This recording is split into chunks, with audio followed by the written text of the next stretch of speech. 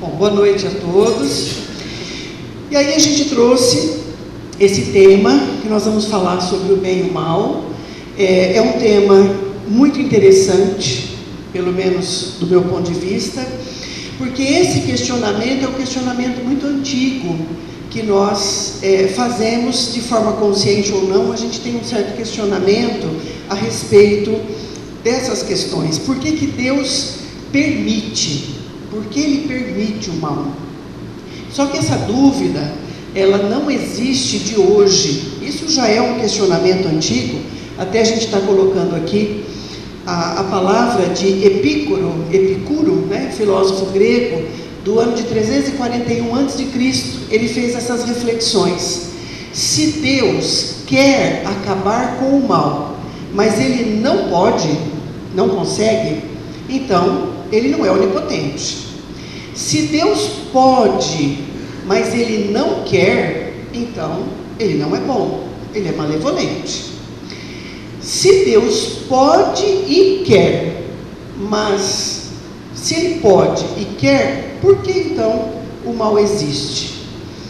Se Ele não é capaz, se Ele não pode e se Ele não quer, por que a gente chama Ele de Deus?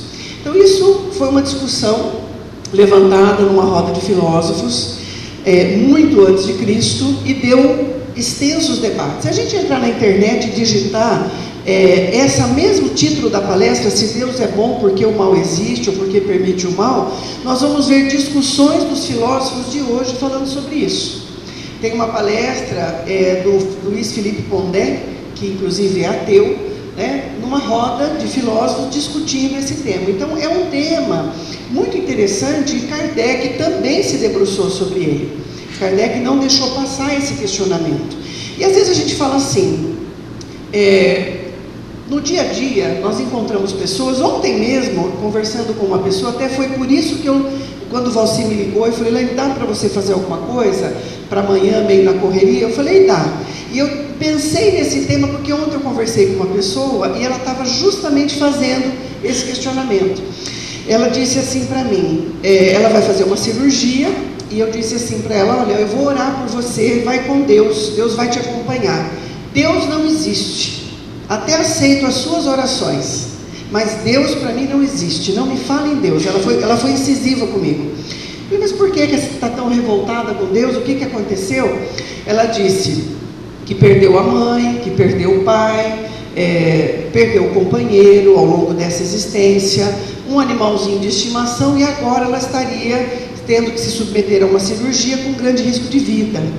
Então ela quis dizer assim, a minha vida foi pautada apenas por dores e sofrimentos, então eu não acredito que Deus exista. Falam que Deus existe, que Ele é bom, que Ele é justo, mas se Deus existisse e fosse bom e justo, Ele não estaria fazendo isso comigo. Pelo menos para mim, Ele não existe. Então, essa revolta diante do sofrimento não é raro acontecer. Muitas vezes, nós nos perguntamos, quando estamos passando por alguma dificuldade, o que eu fiz para merecer isso? Então, a gente sempre tem dentro de nós um questionamento de que talvez aquilo que nós estejamos vivendo possa ser injusto. Que Deus não está sendo justo, não está dando para a gente aquilo que a gente julga que somos merecedores. Então esse questionamento, ele é mais comum do que a gente imagina, mesmo que seja temporário. Em algum momento das nossas vidas, ou de pessoas que a gente ama, nós já vivenciamos essa experiência, já ouvimos isso de alguém e vamos ouvir ainda mais. Então Kardec, no livro A Gênese, ele discute o tema no capítulo 3, o bem e o mal. Eu quero apenas lembrar, para quem não tem esse conhecimento, ou quem tem, dar uma lembradinha, o livro A Gênese, ele foi escrito em torno de 11 anos depois do Livro dos Espíritos. E o conteúdo desse livro é um conteúdo interessante, porque ele resulta dos debates que Kardec promoveu no seu tempo, ao longo de 11 anos depois do lançamento do Livro dos Espíritos, sobre vários temas. Ele discutia esses temas na Revista Espírita. Então a Gênese é o resultado de um longo trabalho de reflexão de Kardec, debatendo ideias com os adeptos do Espiritismo da época e também com os seus contraditores.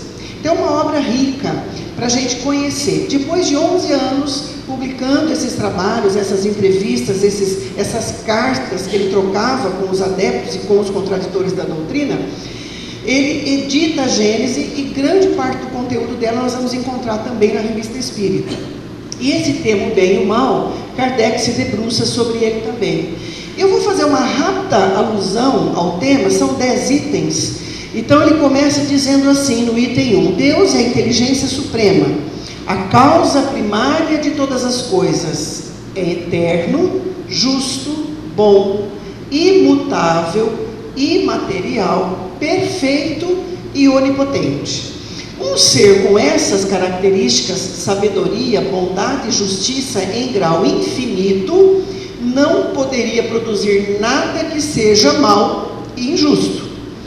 Sendo assim, o mal não pode ter nele a sua origem. Essa é a primeira reflexão que ele faz. Então, o mal não pode vir de Deus. Deus é justo, Deus é bom, onipotente. Ele jamais produziria o mal. Então, vamos continuar com o seu raciocínio. Logo no segundo item, ele afirma que, correntemente, as pessoas atribuem o mal a Satanás. Então, de Deus só vem o bem, e o mal vem de um espírito maligno, conhecido pelo nome de diabo, Lúcifer ou Satanás. E aí ele vai fazer uma reflexão em torno disso. Ele fala, mas espera um pouquinho, se o mal vem de Satanás, quem criou Satanás? Não foi Deus? Deus criou, ele é a inteligência primeira, inteligência suprema e a causa primária de todas as coisas. Então ele criou tudo, inclusive um ser voltado perpetuamente ao mal. Como que um ser onipotente, justo, bom, sabedoria e bondade e amor infinitos pode criar uma criatura que seja voltada ao mal para todo sempre? Então Kardec questiona a possibilidade da existência dessa entidade, desse possível espírito, e reflete a respeito da possibilidade de Satanás simbolizar tudo aquilo que é oposição ao bem. Os maus sentimentos, os maus pensamentos, as más atitudes, toda a perversão humana é simbolizada pelo espírito de Satanás. Então Satanás não seria uma alma voltada eternamente ao mal, um anjo que foi criado para ser anjo, que se insurge contra o seu Criador, é expulso e monta um reino paralelo, que vai eternamente se opor ao amor de Deus, ao reino de Deus. Então isso é uma alegoria, é uma figura simbólica dentro da visão kardecista, e simbolizando exatamente isso. Satanás significa apenas opositor, aquele que separa, aquele que desune todos os sentimentos e pensamentos daqueles seres que impedem, que a lei do amor prevaleça. Mas isso é temporário e não é permanente. Todos esses espíritos um dia evoluirão e também alcançarão a perfeição. Essa é a visão espírita. Então, já que a figura de Satanás é simbólica, simboliza apenas aquele que se insurge contra o bem, aquele que quer subjugar o seu oponente, já que é uma figura simbólica, um mito, então ele não existe enquanto entidade, portanto o mal não pode vir dele. Não vem de Deus o mal, mas também não vem de Satanás. Então da onde vem o mal? Essa é a proposta que Kardec vai desenvolvendo. Nos itens 3 a 6 do livro A Gênese, ele diz assim, olha, tem 2 tipos de males que afligem a humanidade. Um deles são os flagelos naturais e aqueles outros que foram criados pelo homem, pela sua ambição, pelo seu orgulho, por suas imperfeições morais. Os flagelos naturais, tsunamis, terremotos, maremotos, desabamentos, vendavais, são inerentes à própria natureza, faz parte das forças da natureza. São forças que existem nos mundos materiais e que têm a sua função de renovação do mundo do ponto de vista material. Então, às vezes, a natureza, para modificar um ambiente, para modificar um terreno, para elevar um monte, abrir um vale, criar um caminho para um rio, ela pode demorar milênios e milênios. De repente, um maremoto, um terremoto, um movimento das placas tectônicas faz com que essa mudança aconteça rapidamente. Então, há um movimento da natureza cujo objetivo é renovar a aparência, a constituição do próprio globo. E isso faz parte dos mundos materiais. Não é castigo divino. Isso acontece fazendo parte da própria natureza, dos movimentos da natureza. Quanto mais o homem evolui, quanto mais ele aprende, mais ele pode prever esses fenômenos e evitar danos causados por eles. Haja visto hoje, por exemplo, no Japão, nós temos engenheiros que desenvolveram prédios que suportam grandes abalos sísmicos. Terremotos na escala 9, que de 0 a 10 seria o máximo 10, terremotos na escala 9, em algumas cidades já preparadas para isso, não causam desabamento dos prédios. Os engenheiros criaram, com a sua inteligência, com o desafio que a natureza lhes propôs, prédios capazes de se movimentarem, de se balançarem, não rachar e não cair.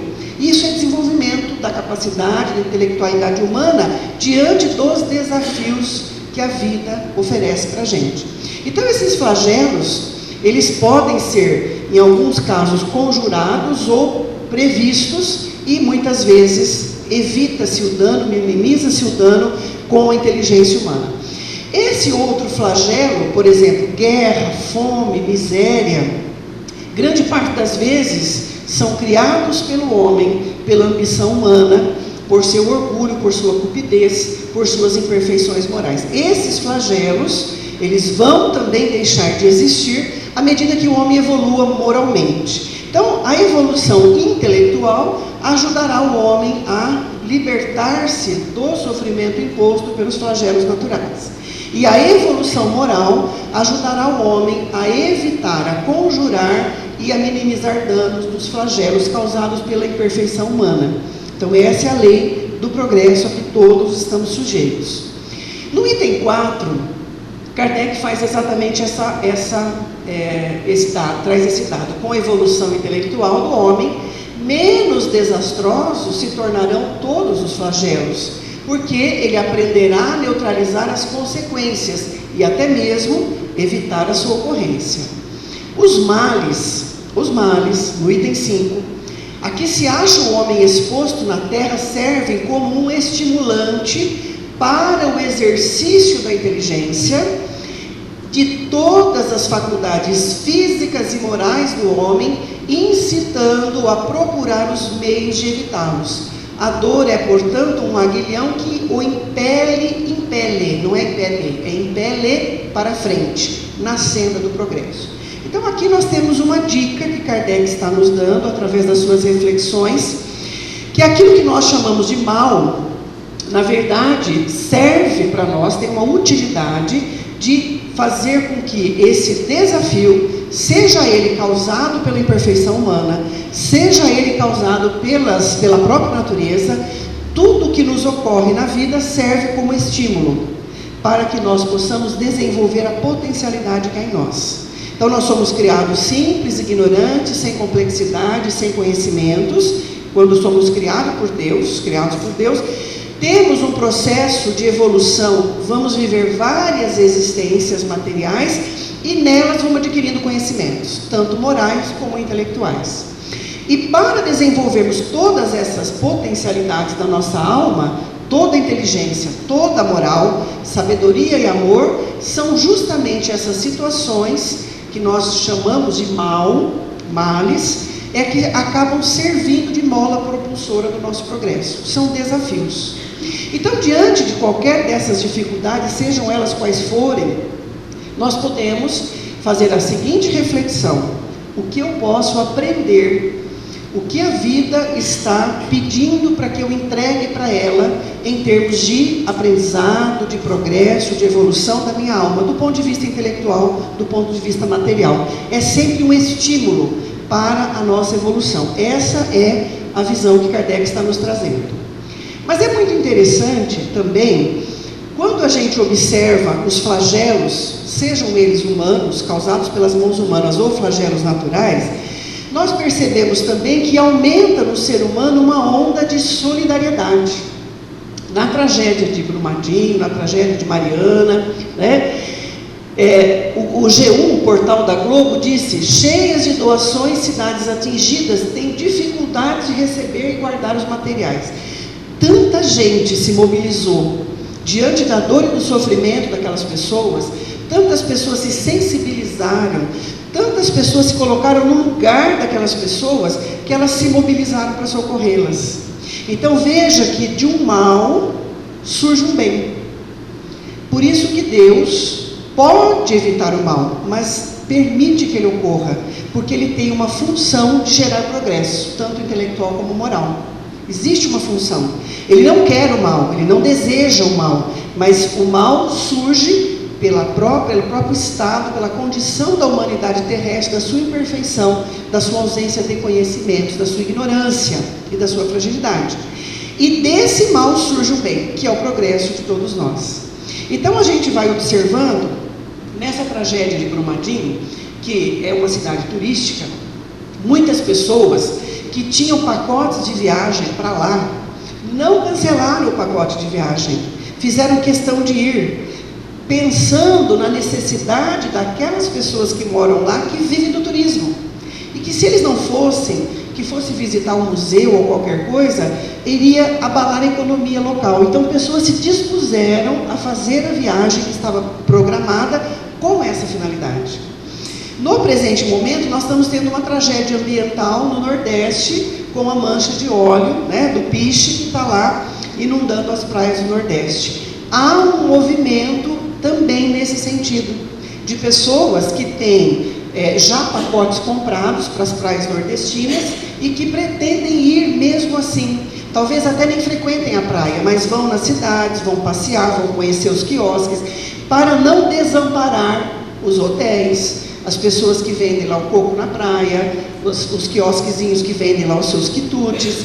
Então veja, que coisa linda da gente observar esse sentimento de fraternidade, de solidariedade que surge num momento como esse. E a gente vai vendo todo um movimento de amor ao próximo, de empatia, onde as pessoas se colocam no lugar do outro e começam a pensar: como eu gostaria que fizesse se tivesse isso acontecido comigo. Então a gente vê que do mal está surgindo um bem no nosso país, e nós temos que enxergar esse progresso, porque a tendência do nosso jornalismo é focar no mal, é nos apresentar tudo aquilo que é ruim na nossa humanidade, mas nós precisamos também trazer à lume aquilo que é bom, para que nos dê esperança e para que nos motive a seguir esses comportamentos da mesma forma.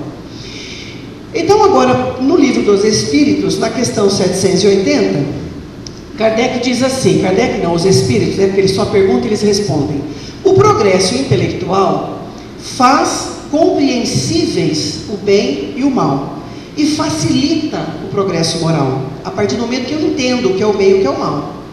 Mas enquanto não se desenvolve o senso moral, pode acontecer que os homens se sirvam da inteligência para a prática do mal. Moral e inteligência são duas forças que somente com o tempo se equilibram. Então nós estamos vivendo no presente momento um grande avanço intelectual, mas o avanço moral não está na mesma altura. Então nós vemos um desvio na balança, grande conhecimento intelectual, e o moral ainda não está nivelado. Por isso que a gente vê a inteligência do homem sendo usada para fomentar guerras, para a corrupção, para a busca da satisfação dos próprios interesses e negligenciando o interesse coletivo. Mas isso é transitório, isso vai mudar. E quanto mais rápido a moralização da sociedade acontecer, mais rápido essa mudança nós vamos assistir e vamos também participar dela, porque aí cabe a cada um de nós fazer a sua parte. E aí Kardec, na questão 784, olha a pergunta que ele faz, que é uma pergunta que hoje a gente faz também. Bastante grande é a perversidade do homem. Não parece que, pelo menos do ponto de vista moral, ele, em vez de avançar, anda para trás? Quantas pessoas dizem isso?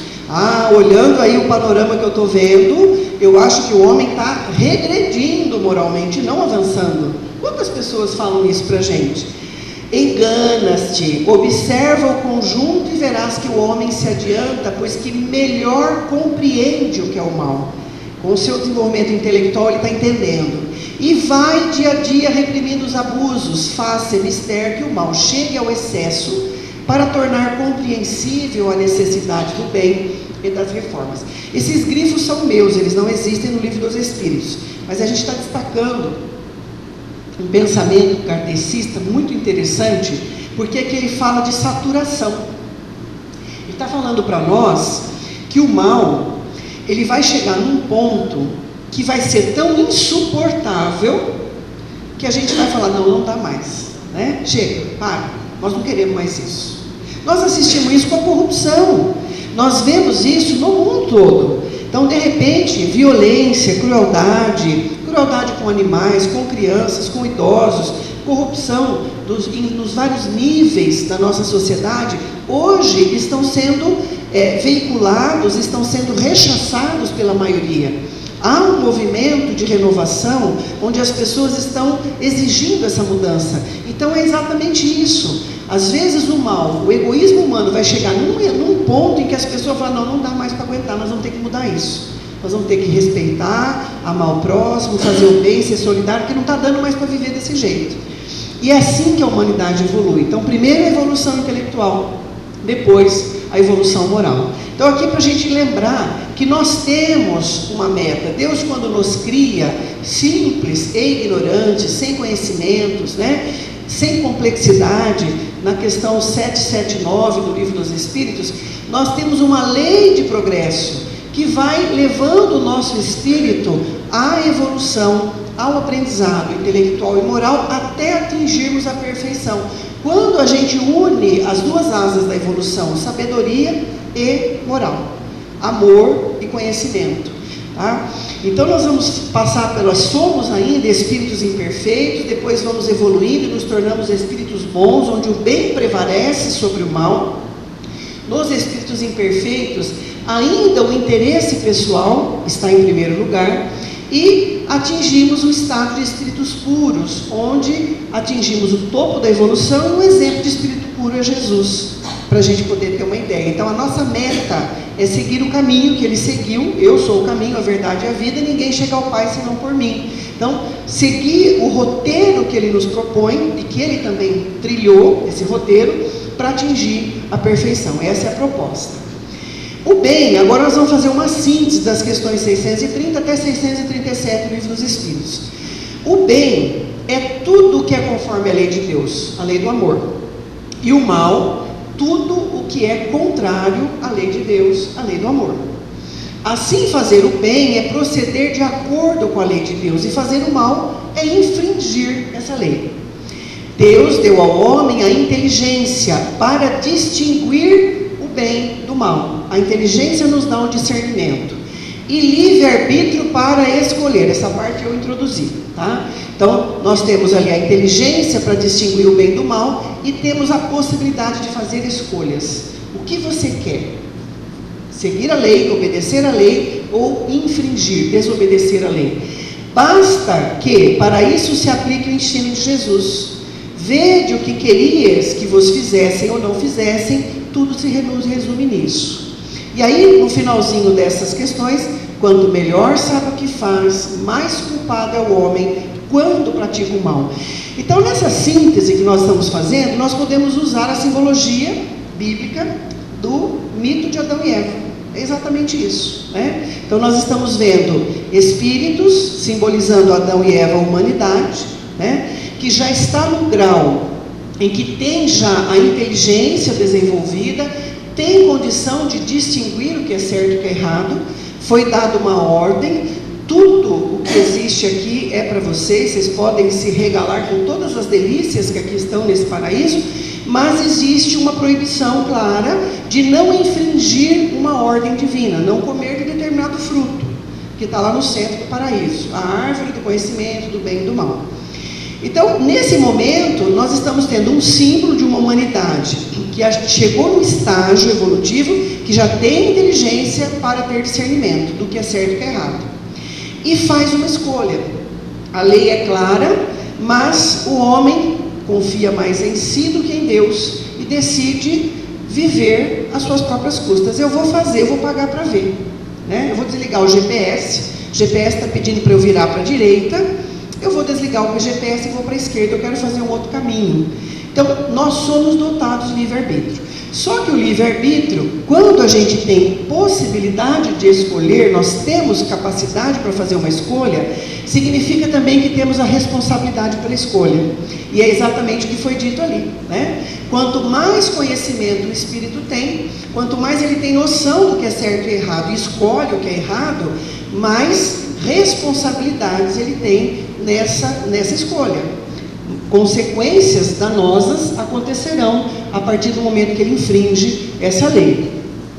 E para evitar a ocorrência do mal, itens 6 e 7 do livro A Gênese, para evitar a ocorrência do mal, Deus promulga leis sábias e soberanas que objetivam somente o bem. Então, as leis divinas que estão escritas na nossa consciência, elas existem para que a gente siga o caminho do bem. Esse é o GPS de Deus, né? Então tem um roteiro para seguir. Jesus é o modelo. Ele dota o homem das faculdades que são necessárias para cumprir essas leis de amor, escrevendo-as na sua consciência. Questão 621 do Livro dos Espíritos. Onde está a lei de Deus? Escrita na consciência humana. Então, para que serve o Evangelho segundo o Espiritismo, o Livro dos Espíritos, a Bíblia e tudo mais que existe? São bilhetes para que a gente lembre a lei, né? São recadinhos de Deus através de vários livros escritos por vários autores em várias religiões, lembrando o que já existe em nós, que é a lei de Deus escrita na nossa consciência. Além dessa lei estar na nossa consciência, Deus envia espíritos superiores, que são os messias, os guias, os codificadores, como Kardec. São mensageiros, né, como Moisés e todos os profetas, cuja função vai lá e dá uma lembradinha no pessoal sobre a lei divina, a lei do amor, do respeito ao próximo, do amar ao próximo como assim. Vai lá e ensina para eles. Cada um veio num tempo, cada um com a sua linguagem, com a sua embalagem, todos nos mostrando o caminho do bem. O mal existe pelo uso equivocado. Veja que o mal é resultado de um engano. Eu tenho a possibilidade de escolher e escolho equivocadamente, né? Então, é um uso equivocado do livre-arbítrio por causa da ignorância do homem. Eu não tenho conhecimento prévio de qual caminho seguir. Eu tenho esse corredor, aquele corredor. Qual deles eu escolho? E por não saber qual é o ideal, às vezes eu posso escolher um que vai me levar para um sofrimento, para uma dor, ou para trazer um prejuízo para mim ou para o outro, por ignorância. Mas aí eu aprendo, a partir do momento que vem o sofrimento decorrente daquela escolha, eu falo, nossa, esse corredor eu não vou pegar mais. Se uma outra ocasião a vida me proporcionar escolher entre esses 4 corredores, esse eu já sei que não me conduz para um caminho satisfatório, para um caminho do bem e da paz. Então, nós vamos aprendendo, entre erros e acertos, nós vamos nos aprimorando, vamos nos evoluindo. Chegará, como a gente já disse anteriormente, também na Gênese, Kardec relembra que quando o mal se tornar intolerável, o homem então desejará mudar para o caminho do bem. Quando a gente vê na obra de Chico Xavier, o livro de Consolador, escrito por Emmanuel, na questão 135, Emmanuel deixa muito claro esse egocentrismo, né? Confiando em si, mais do que em Deus, o homem transforma a sua fragilidade, a sua ignorância, em foco de ações contrárias à lei do amor, à lei de Deus, efetuando desse modo uma intervenção indébita na harmonia divina. Isso é o mal. Urge recompor os elos sagrados dessa harmonia sublime, eis o resgate. Então, Emmanuel está nos lembrando que, mais uma vez, reforçando o pensamento kardecista, agora já numa linguagem, né, do século XX, olha lá, nós estamos aqui entendendo que o mal acontece pela fragilidade do homem. O homem tira Deus do centro e coloca ele no centro. Por que o primeiro mandamento diz assim, amar a Deus sobre todas as coisas? É o primeiro mandamento de Moisés. Quando Moisés pede amar a Deus sobre todas as coisas, ele fala, coloca Deus no centro. Quem que tem que estar no teu coração, no trono que existe dentro de você? É Deus. Ninguém mais deve estar ali além de Deus. Ou seja, prioriza as coisas espirituais em detrimento das materiais. É o primeiro mandamento. Na linguagem bíblica, de mais de 3.000 anos atrás, né, porque Moisés viveu há 1.250 anos antes de Cristo, então na linguagem bíblica, mais de 3.000 anos, foi colocado dessa forma, amarás o teu Deus, acima de todas as coisas. Então não é para ter ninguém acima dele, priorizando a questão espiritual, priorizando as leis divinas, é o primeiro mandamento. Hoje, numa linguagem mais adequada para nós, para a gente entender melhor, vem Emmanuel e fala isso. O homem desloca Deus do centro e coloca ele, eu primeiro. E aí ele passa a fazer escolhas equivocadas pela sua fragilidade, pela sua ignorância. Isso é o mal. Quando ele faz essas escolhas que trazem problema para ele e para o outro, quando traz dor e sofrimento para ele e para o outro, ele faz uma intervenção indébita, isso é o mal. Mas a partir do momento que ele tomou essa decisão e errou, é necessário que ele faça o caminho de volta.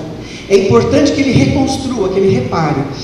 É super importante esse detalhe, eu venho batendo muito em cima disso nas minhas palestras, essa proposta de que quem erra por ignorância e fragilidade.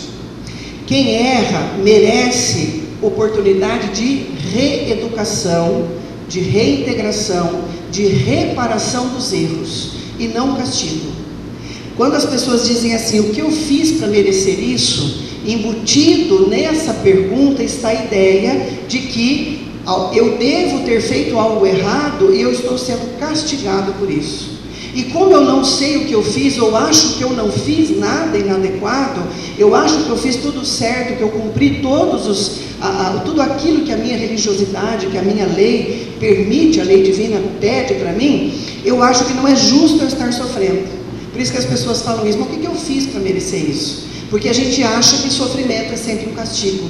Então, se eu sou culpado, eu tenho que ser castigado. Nós temos essa ideia de que as pessoas têm que ser castigadas, elas precisam ser reeducadas, redirecionadas. É claro que se uma pessoa oferece risco para a sociedade, ela muitas vezes deverá ser encarcerada.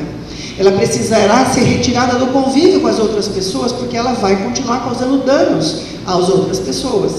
Mas o encarceramento, a punição, o castigo, não resolve o problema. É preciso investir na alma, é preciso reeducar essa alma e dar oportunidade para que ela repare os erros e ressarça os prejuízos para a sociedade que ela lesou. Então, esse é o ideal, né, de quando a pessoa erra, o que ela deve viver. Infelizmente, nós não temos visto isso de modo geral por N motivos. O livro Plenitude, da Joana de Ângeles, esse é um livro interessante também para a gente ler, que ela fala muito sobre o sofrimento do começo ao fim. E ela aborda o sofrimento trazendo para a reflexão alguns pontos básicos do budismo. Por que eu estou falando que é interessante? Porque eu quero mostrar para vocês, quando eu estou trazendo esse livro da Joana de Ângeles, que é a psicografia do Divaldo, eu trouxe a Gênesis, eu trouxe o livro dos Espíritos, o livro de Emmanuel através do Chico, a Joana através do Divaldo, e a Joana puxando o tema do budismo para dentro desse livro, para mostrar que a providência divina, ela coloca à disposição de todos nós, de todas as formas, para todas as pessoas, a informação. Então, se você é espírita, você vai receber. Se você é católico, você vai receber, porque na Bíblia também tem essas leis, tanto no Velho Testamento como no Novo Testamento. Você vai ter se você for budista, você vai ter se você for muçulmano. Em todos os lugares essa informação chega. Então, nós temos acesso a ela. Basta que a gente possa realmente trazê-la para dentro de nós e vivenciá-la. Então, nós vamos ver. Nesse livro, eu vou fazer uma síntese bem rápida, ela fala assim, que o sofrimento resulta de escolhas equivocadas que fazemos fruto da ignorância e da fragilidade de nossa alma, e toda transgressão às leis divinas gera o sofrimento. A história de Adão e Eva, né? Houve uma lei, foi uma transgressão à lei, uma desobediência à lei divina, e disso veio a expulsão do paraíso. Simbolicamente, nós estamos falando que a pessoa errou, e esse erro gerou para ela um sofrimento, gerou para ela uma expiação, né? Que na Bíblia simbolicamente está dito que Deus diz a Eva que ela vai ter dores no parto, diz a Adão que ele vai ter que ganhar o pão com o suor do seu rosto. É uma linguagem simbólica, mas que está mostrando a expiação. A consequência do erro, do mal, é o sofrimento de quem o promoveu.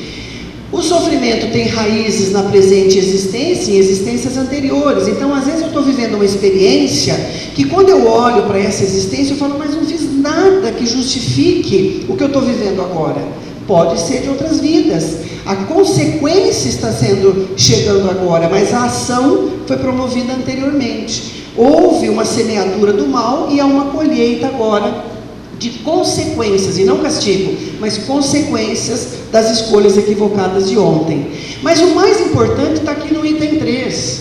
Mesmo que esse mal tenha sido resultado esse sofrimento tenha sido resultado do mal que o seu espírito, o meu espírito promoveu em outras existências, e agora eu estou colhendo um sofrimento decorrente dessa escolha equivocada, mesmo que isso seja verdade, eu posso exterminar o mal, eu posso sanear os meus caminhos através do bem, do altruísmo, que é o contrário do egoísmo, né? O amor que cobre a multidão dos pecados, como se eu estivesse repassando pelos caminhos e reencontrando as pessoas que eu prejudiquei, agora com uma proposta de amá-las, de respeitá-las, de reparar os erros, de ressarcir os prejuízos através do bem. Dominando os meus desejos, para que eu não prejudique o meu próximo, eu tenho que saber o que eu quero, se o que eu quero vai causar dano para o meu próximo. Se for causar dano ao meu próximo ou a mim mesmo, é melhor não. É aquela regra áurea que os Espíritos lembram nas questões anteriores do Livro dos Espíritos que nós lemos. O que você não quer que façam para você, não faça para os outros. É muito simples assim, né? Basta você lembrar disso. Se você tiver dúvida, se põe no lugar. É mais ou menos assim. E também o desapego, que é o contrário da cobiça, da avareza, da cupidez, que muitas vezes faz a pessoa abocanhar a parte que é dela e também a do outro, né? A gula, no sentido não só da comida, mas dos bens materiais. Então, sugere esse tipo de postura. E aí, ela coloca que a mente saneada por bons pensamentos, o coração cheio de bons sentimentos vão gerar boas ações. Então, se eu penso no bem, eu sinto no bem, eu começo a agir no bem, isso vai trazer saúde física e espiritual, a paz de espírito. O contrário do que aconteceu com Adão e Eva, que foi expulso do paraíso, o paraíso da consciência tranquila, né? Passa agora a sofrer consequências dos erros. E isso também afasta a influência dos maus espíritos. Então, a terapia da obsessão, quando a pessoa está sofrendo uma perseguição espiritual, a terapia se faz através de bons pensamentos, bons sentimentos, boas ações, e isso não dá acesso mental aos espíritos inferiores. E falando a respeito desse tema, a gente vai lembrar a historinha do livro Boa Nova, né? Um livro aí também escrito pela mediunidade do Chico, através agora do espírito Humberto de Campos, onde existe uma história, né, que nós vamos usar para ilustrar a nossa ideia do bem e do mal e a proposta, né, do Cristo em relação a isso. Capítulo 7, a luta contra o bem e o mal. Esse capítulo 7 do livro Boa Nova é um retalho do Evangelho de Lucas, onde Humberto de Campos vai citar essa passagem e vai trazer uma luz espírita sobre ela. Então, o que a gente vai observar nesse Evangelho de Lucas? Ele vai contar uma história para nós de que uma mulher que estava endemoniada, quer dizer, perturbada por espíritos, ela estava dementada. Essa mulher é trazida até Tadeu, um dos apóstolos.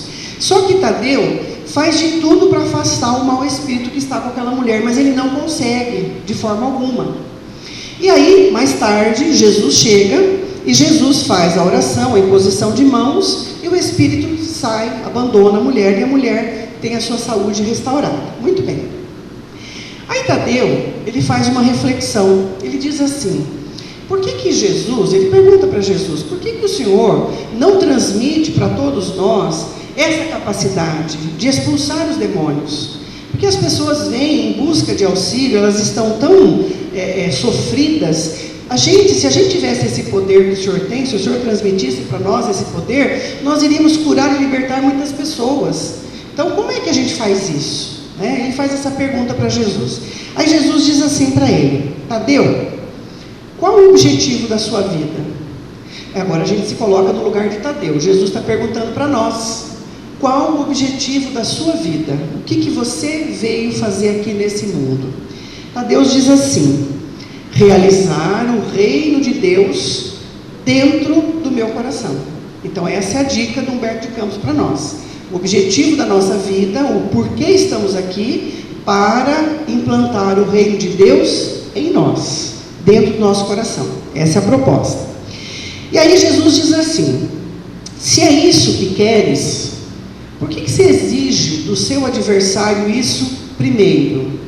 Olha que interessante, né? É imperioso ver o adversário como um irmão. Assim Jesus se manifesta para Tadeu. E Tadeu fala: nossa, Senhor, então quer dizer que os maus espíritos são nossos irmãos? Interessante essa colocação. E a gente parece que essa historinha está tão longe da gente, mas não está. Porque quando a gente tem um processo de obsessão, quando a gente está passando por uma perturbação espiritual, o que a gente mais deseja é se livrar do obsessor. A gente quer ir numa casa espírita que tire o espírito ruim que está perturbando a nossa vida ou a vida da nossa família. A gente quer expulsar o demônio, o espírito mau, exatamente como Tadeu está falando.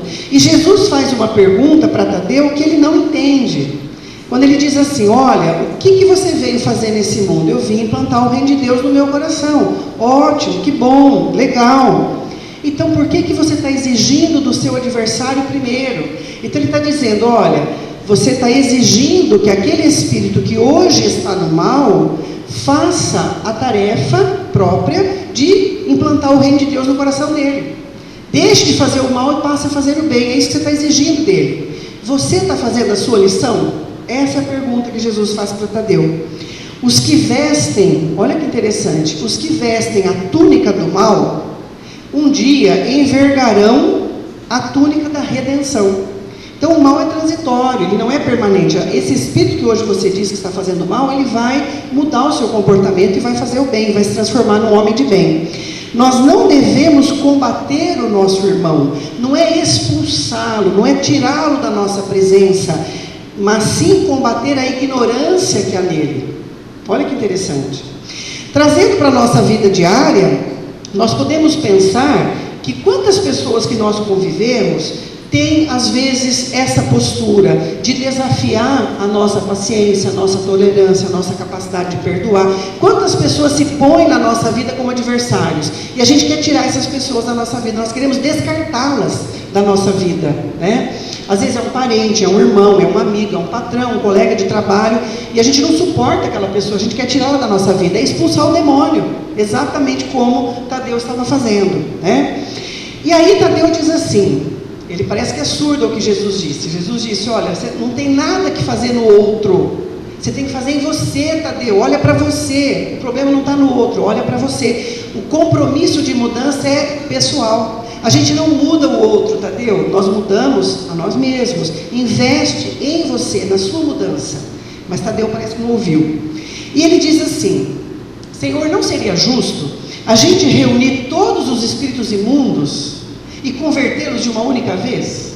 O Senhor tem esse poder, junta todos eles, já faz logo a conversão ao Evangelho, já tira o mal e pronto, está resolvido o problema do mundo. É a pergunta que Epicuro fez lá atrás, né? Se Deus é bom, se Ele é poderoso, onipotente, onisciente, onipresente, por que Ele permite o mal? Por que Ele não acaba com o mal de vez? Né? É exatamente essa pergunta. Não dá para juntar todo mundo e convertê-los a um só tempo, Senhor? Por que Deus não faz isso, Tadeu? Ô Tadeu, por que Deus não faz isso, meu filho? O adversário é uma oportunidade de você revelar a sua fidelidade a Deus. Segue o teu caminho, atento aos seus deveres. Veja que Jesus traz Tadeu de volta para o encontro consigo mesmo. Olha, o adversário, ele é uma oportunidade, é um desafio, é um estímulo para que você possa desenvolver as suas potencialidades. O que está dito aqui é exatamente o que a gente falou dos flagelos. Tanto os flagelos naturais como os flagelos gerados pela imperfeição humana servem como estímulo para que a gente desenvolva algum tipo de habilidade. Então talvez Tadeu precisasse desenvolver paciência, tolerância, perdão, compreensão. Nós somos o Tadeu, vamos nos colocar no lugar dele e ver quais são os adversários que a vida colocou no nosso caminho para que a gente possa estimular em nós a fidelidade a Deus. Se os inimigos do reino promovem batalhas sangrentas, então Jesus diz assim, se eles estão promovendo batalhas sangrentas, não esquece o seu trabalho. Não fica olhando para eles e criticando eles. Olha para você e faz a sua tarefa de transformação interior. Se eles padecem no inferno das ambições desmedidas, você caminhe para Deus. Você não tem que ficar olhando o que eles estão fazendo, caminhe para Deus. Um rei não vai perguntar ao seu súdito sobre a justiça e a sabedoria do reino inteiro. Ele vai perguntar ao súdito o que você fez dos seus pais, dos seus filhos, dos seus irmãos, da sua companheira ou do seu companheiro. Então veja que Jesus, ele nos ajuda e ajuda Tadeu, né, simbolicamente somos nós, a fazer uma reflexão sobre a importância de voltar o olhar para nós.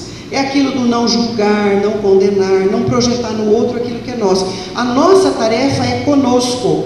Nós não estamos aqui para mudar pessoas que estão à nossa volta, nós estamos aqui para mudar a nós mesmos. Podemos apontar caminhos para os outros? Podemos educar os outros, nossos filhos, nossos amigos, entes queridos? Claro que podemos, mas nós não fazemos a mudança neles. É isso que Jesus está dizendo. Nós temos um limite, que é o limite pessoal. Eu posso mudar a mim mesma, mas eu não posso mudar minha filha, nem meu filho, nem meu marido, nem meu patrão, nem meu amigo. Eu não posso mudar, mas eu posso apontar caminhos. Mas eu posso falar para eles o que eu estou fazendo e dar sugestão que eles também façam, mas eu não posso obrigá-los a seguir. Que é exatamente isso que Tadeu está tentando entender e não conseguiu. E aí, Tadeu diz assim, então eu estou errado em ter piedade deles e convocá-los ao bom caminho? Olha como Tadeu não consegue se ver, que coisa interessante. Ele quer expulsar os demônios, né?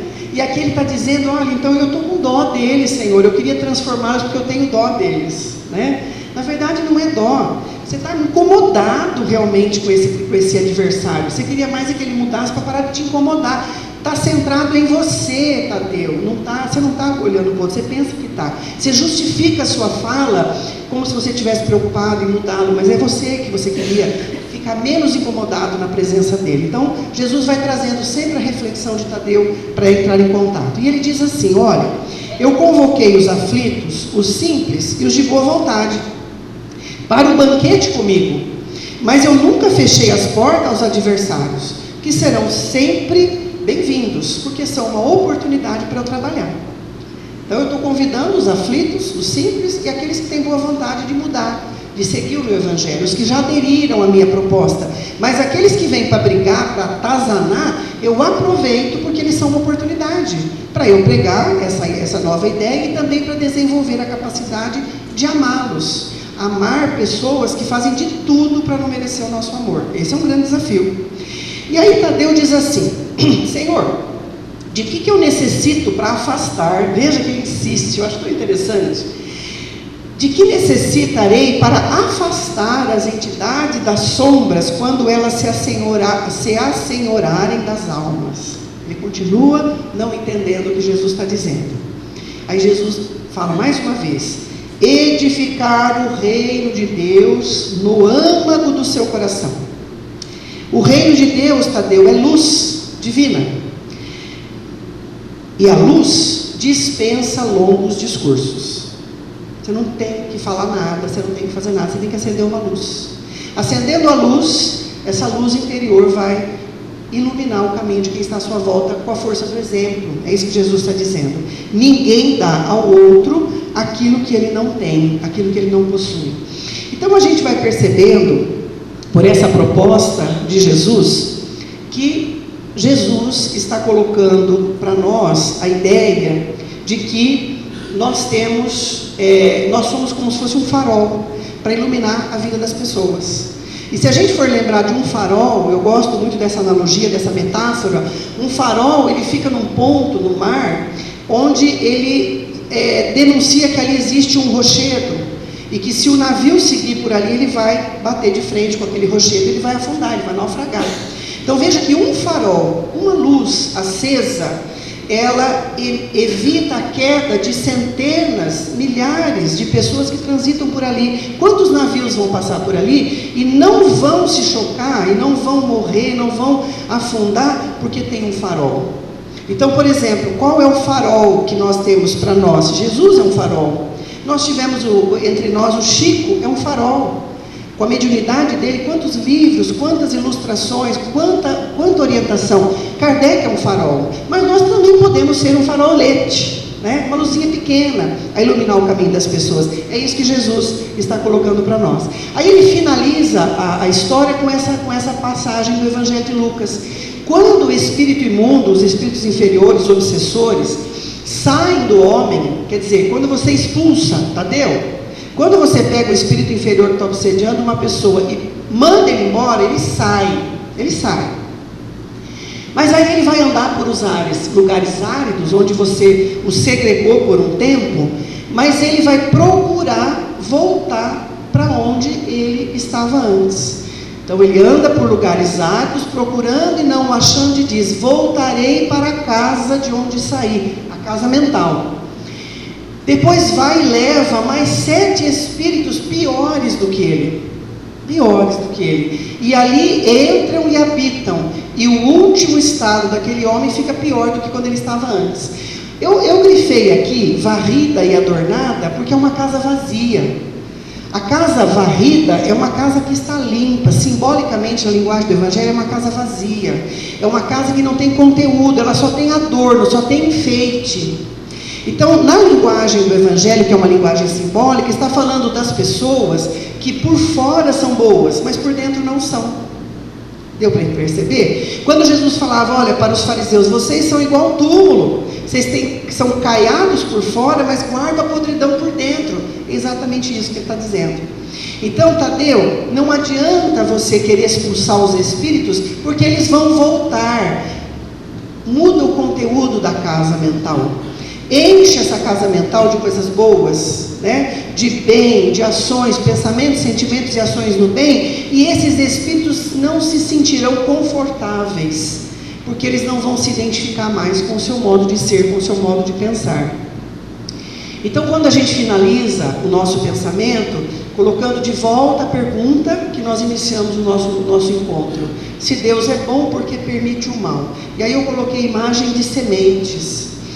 Então nós dizemos assim, que Deus poderia estar permitindo que o mal aconteça, porque tudo que existe em nós são sementes. Nós temos a semente do amor, da tolerância, do perdão, da compreensão, da paciência.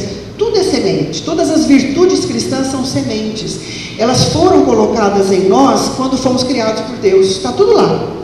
Só que são justamente as situações que nós vamos vivendo é que vão provocar o desabrochar dessas sementes em nós. Elas que vão provocar a germinação, né, o florescer e a frutificação, são essas pessoas.